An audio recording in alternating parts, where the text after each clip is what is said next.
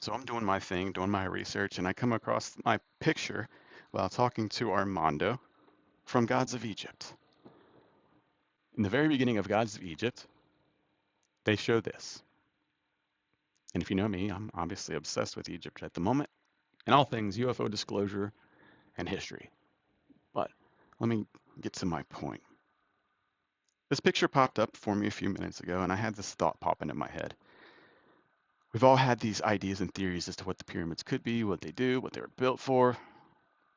And as I'm looking at this picture, I'm thinking to myself, is that a transducer? Think about it. Why else make the pyramids out of granite, which is something that houses quartz? If you know what quartz is, it's a crystal that if you put enough pressure on it or squeeze it, it releases an electricity or an electrical charge of some kind, right? It powers your watches, powers all sorts of fun things. I think even some of the satellites in space are powered by crystals of some kind. But granite is full of quartz, and the pyramids are all made out of granite. So it's basically one gigantic crystal that if you squeeze, it'll have some form of electricity come out of it, right?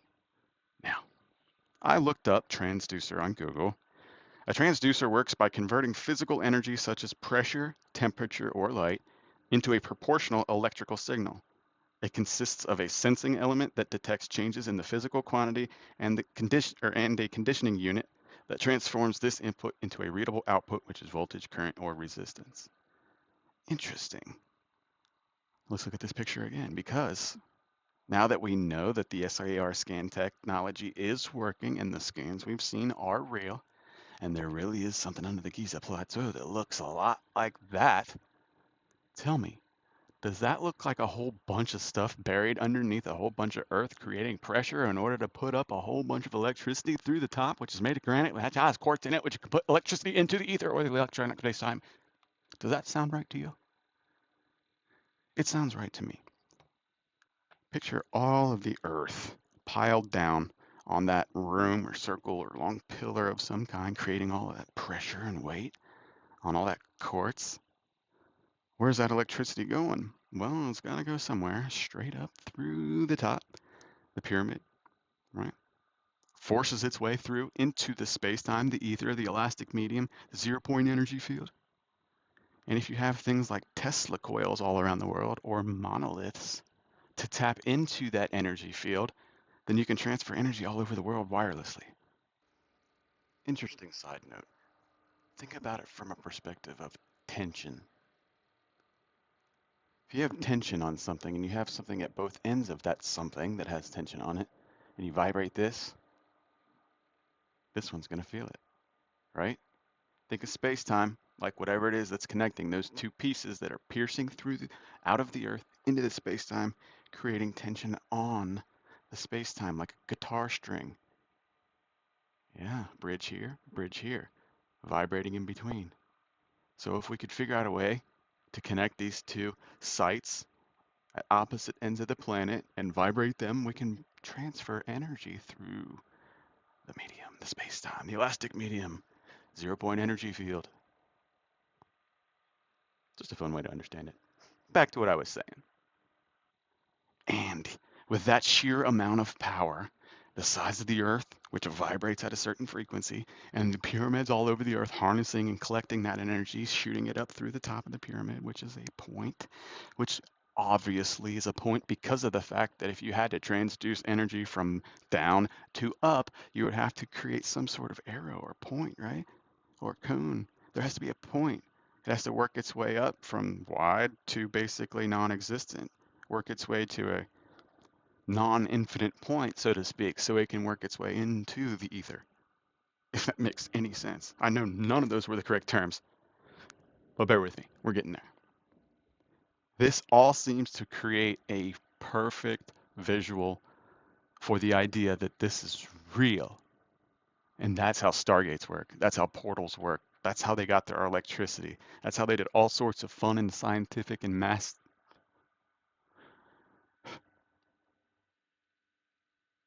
What's the word?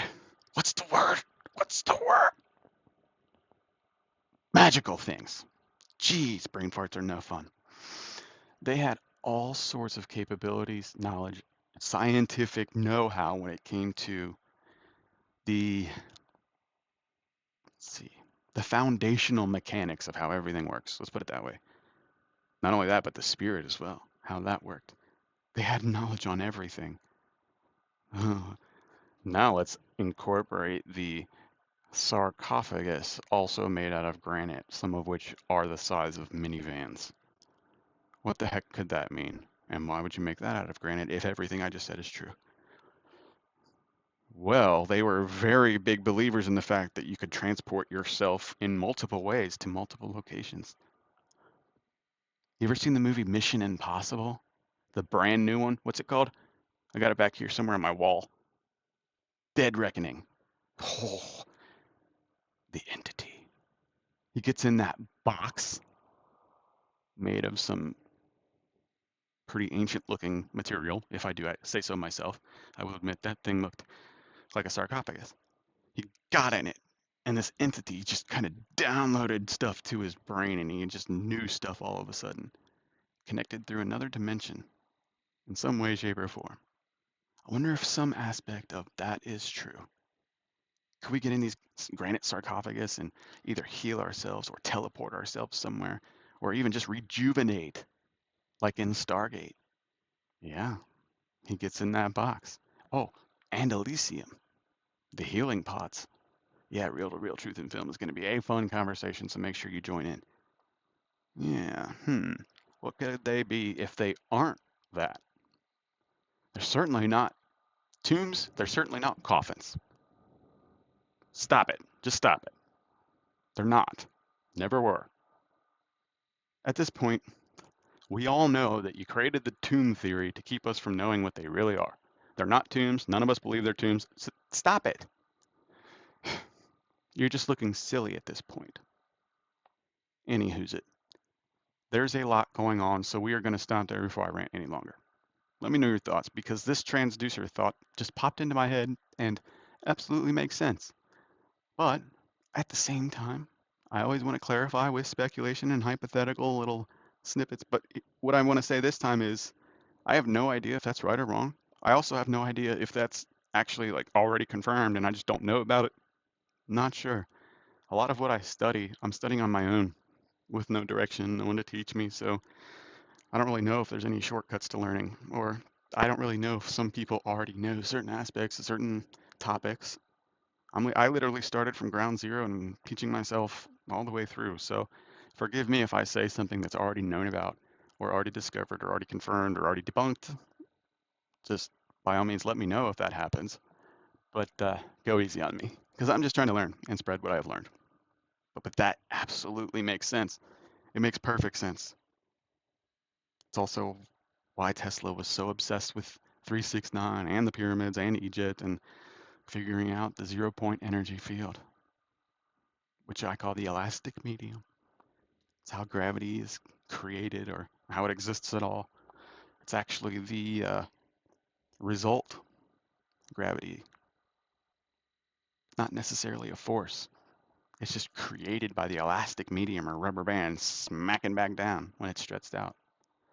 Yeah, interesting thoughts. But hopefully here soon, now that all these disclosures and admissions are made, we'll get some real answers about these things, and maybe we'll have all sorts of fun technology here very soon. That way we can go study space and go get our UFOs and drive around and explore. Yeah, can't wait.